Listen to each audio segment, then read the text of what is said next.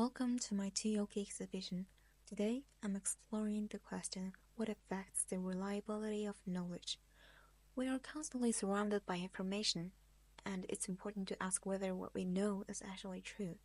Perception, technology, and media all play a big role in shaping what we know and how we understand it. To help explain this, I have chosen three objects: a mirror, smartphone, and the news.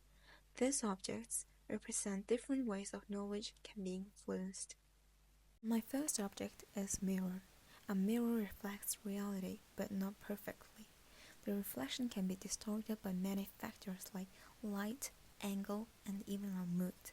Similarly, our perception of the world around us can shape, and sometimes distort, what we believe to be true. Perception is not a passive process.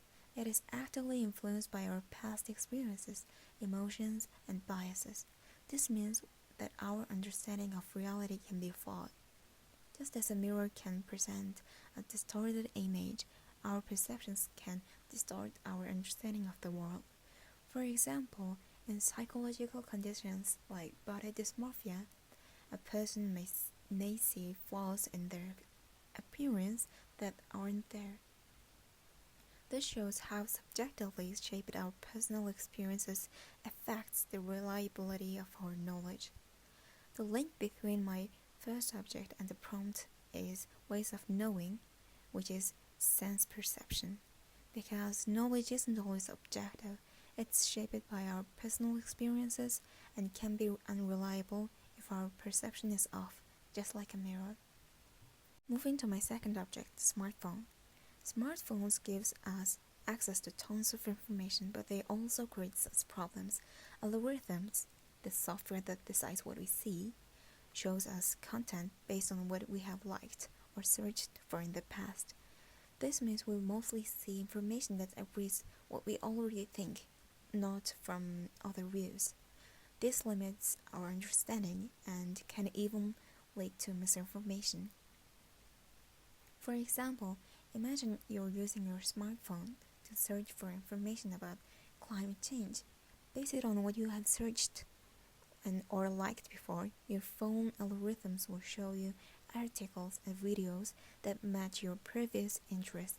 If you often read articles from social sources that deny climate change, your phone will likely keep showing you the similar articles and support that view.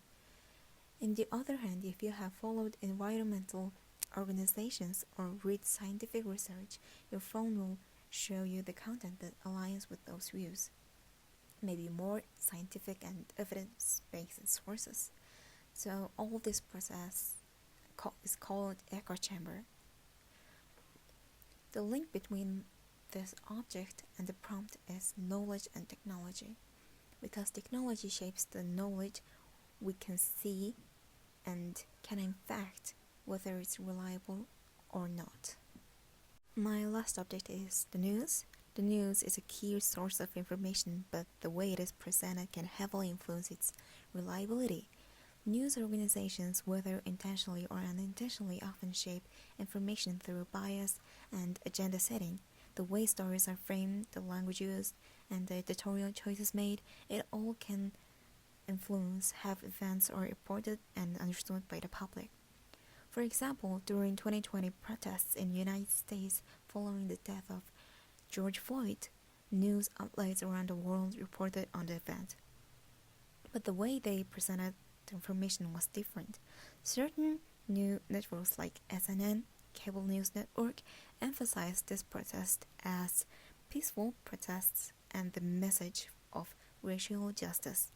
Meanwhile, Fox News focused more on the violence and looting that happened during some of the protests. This example shows how the media framing of an event can shape the knowledge we gain and impact its reliability. Different perspectives based on media outlets' choices can influence how the public perceives the truth of the situation. The link between my third object and the prompt is knowledge and language. The way information is communicated and framed can change how we trust it.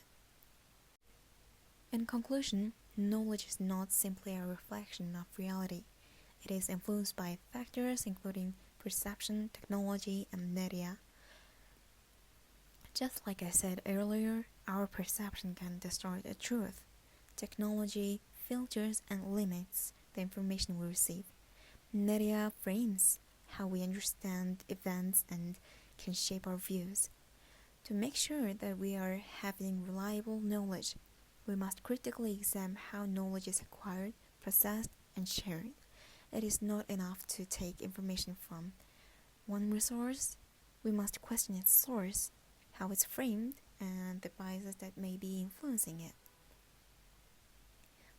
Finally, this exhibition emphasized that knowledge is not just about the facts. It is shaped by the lenses through which we perceive the world, the technologies we use, and the media that present information to us.